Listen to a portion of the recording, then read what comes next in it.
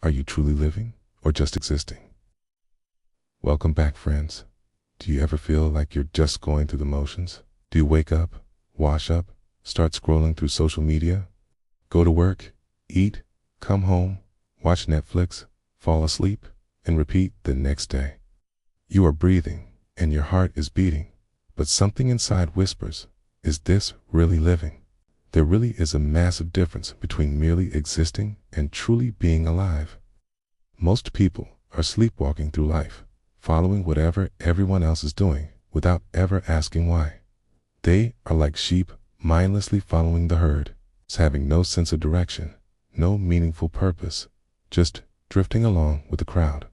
When you merely exist, life becomes a routine of chasing what everyone else is chasing, such as money, status, pleasure, approval of others.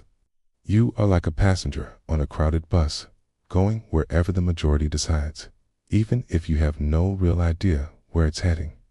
The Bible warns about this in Matthew 7, verses 13 and 14, where Jesus says that the wide road leads to destruction, but the narrow road, even though it is harder to find, leads to life. Merely existing is like walking that wide road without thinking, because everyone else is on it. Jesus painted this picture perfectly when he said, "I have come that they, mankind, might have life, and have it abundantly." John 10, verse 10. Notice he didn't say existence, he said life. Real, vibrant, meaningful life that's completely different from the zombie-like existence that most people settle for. Think about the rich young ruler who came to Jesus. This young man had everything that our culture says should make him happy. He had wealth, status, even religious credentials. Yet, something was missing. There was an obvious emptiness inside him. He was existing beautifully, but not truly living.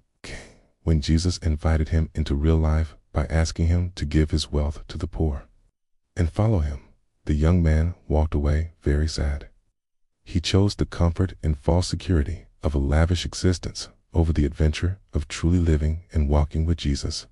Now, contrast that with Peter, who left his fishing business to follow Jesus. Was it risky? Absolutely. It had turned his world upside down completely. But Peter discovered what it meant to truly live a life with purpose, passion, and eternal significance. We see this same dynamic today. Look around at your coworkers, neighbors, even friends. How many seem to be genuinely alive versus just going through the motions? But what about the person who spends their entire paycheck trying to fill an inner void with stuff they don't need, or the student who chooses their college major based on what their parents expect rather than what God created them for? But then you meet someone who has found their purpose in God, and they're completely different. They seem to have this inner fire, this sense of direction that doesn't depend on the circumstances going on around them. Like my friend Maria, who left her high-paying corporate job to work with underprivileged children. Everybody thought she was crazy, but she has never been more alive. Ecclesiastes 3, verse 11 says that God has put eternity into man's heart. In other words, have you ever felt a restlessness deep inside of you, a sense that there's got to be more? That's your soul crying out for its creator. True living happens when we stop following the crowd and start following Christ. When we discover that we were not just randomly placed here on earth, but that we were created not only on purpose, but for a purpose. Existing is about survival. Living is about surrender. One leaves you empty, the other leaves you fulfilled. And the difference between the two is simply this: letting God write your story instead of letting the world write it for you. Truly living means letting God's love spark your soul, setting your heart on fire for something far greater. It means trading your survival for God's significance and your routine for God's revelation. So, don't just exist, step boldly into a life shaped by God's truth and God's powerful presence. You were born for it.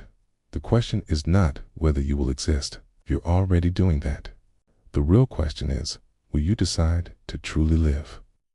Until next time, friends, may you never stop loving, living, and learning. God bless you all. May you walk in God's wisdom and live well.